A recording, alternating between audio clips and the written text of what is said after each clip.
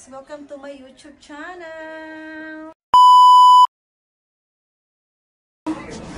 On today's video guys, nag-babysit po ako ng aking mga pamangkin. Mr. Malakay, please subscribe his YouTube channel. And my beautiful niece, say hi! Hoy, hi! Hi! Where's Cade? Ito ang brother ko. This is my brother's kids. There's my nephew. Say hi. Hi. He loves Lego. Ayan guys. Gaano kadami ang kanyang mga Legos. Lego. How do we say it? Lego? Yeah. Ayan. So, since nawala pang trabaho, sa Tuesday pa ako mag-start. Kasi naka-sign up yung aking magiging amo sa agency. So, they need to comply yung agreement na to finish the contract at least 7 days. So, kaya sa Tuesday na po ako mag-start. Thank you, Lord! So, ngayon, i-arrange ko lang itong mga hinuhugasan ko. Ganito ako pag mapunta ako dito sa bahay ng aking kapatid. They don't tell me to clean up, but it was just my choice to do it. Kasi ganito naman talaga ang pamilya nito. So, we just have to help each other. Yun lang naman. So, since nawala pa akong trabaho, lagi ako napupunta dito. If he asks some help, to watch the kids or to take them for their games kasi mga nephew ko is they play a lot of games when it's like football, basketball, soccer. Yun po ang mga games ng aking mga pamangkin. So they're very busy every day. Very busy.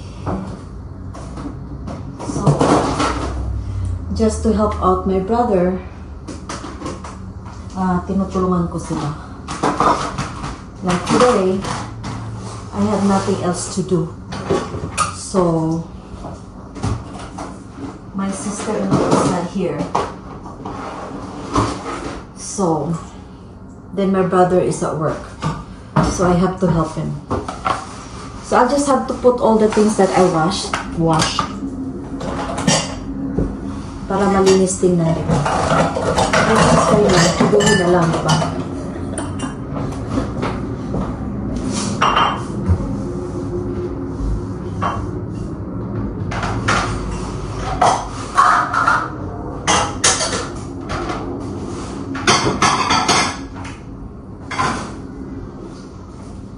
So, ganito lang talaga ako. Because they're all very busy. So, kahit sa maliit na parang makakatulong ako.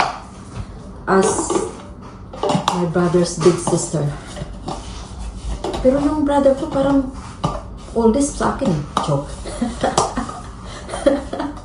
Kasi siya nagsishave.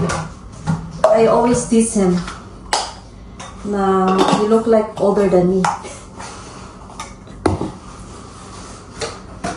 So, yung brother ko, pag magbisaya siya, may accent. Kasi, dito na sila lumaki. When they came to America, maliit pa sila. So, pero, lagi namin kinakausap ng Bisaya, so they gotta learn, right? So, ang tagal ko pong nagkaroon ng meron talaman talaga sana ako na mabalikan trabaho. Pero na-misinform ako sa, ano, kasi, naubusan lang talaga ng pera yung matanda. Tapos,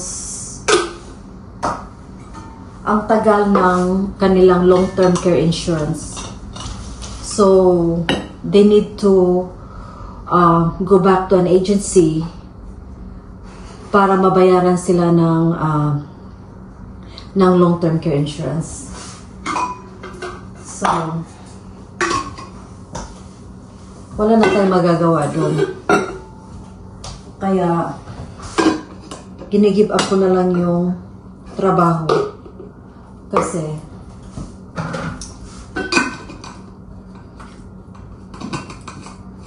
at saka yung kasama kong caregiver, toxic na talaga siya. So, it's not going to be healthy for me na anuhan ko pa yun. So, nasa na ba ito?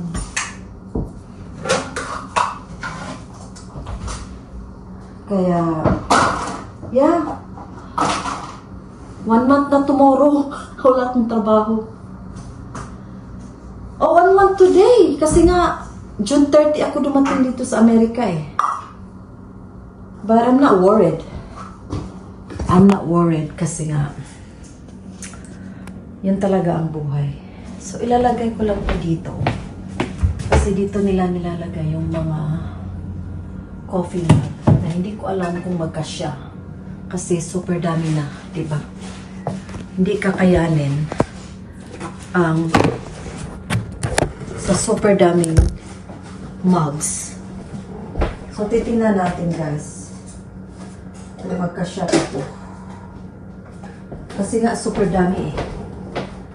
Hinuhugasan ko yung mga naiwan ko na talaga. Ewan. So, ewan ko na talaga. Hindi ko na alam kung saan ko pa ilalagay. Kasi nga, super dami na.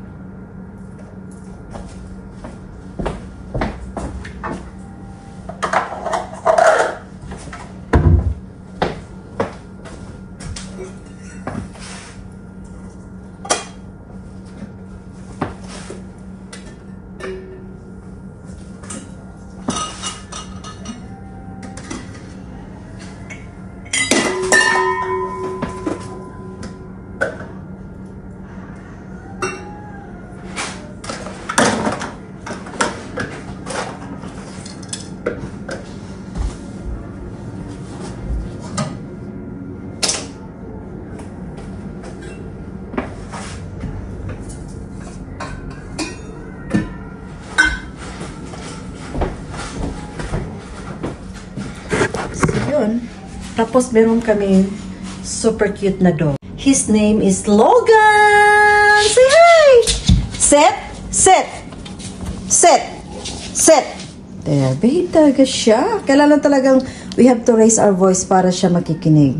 Good boy! Good boy, Logan! Good boy! Good boy! Good boy! So, naging babysitter din tayo. It's so nice out. Yan. Yan po ang sasakyan ng brother ko. Sasakyan ng aking anak. Yeah. It's rainy day. It's good, nag-stop na yung rain. So yun lang guys. Thanks for watching.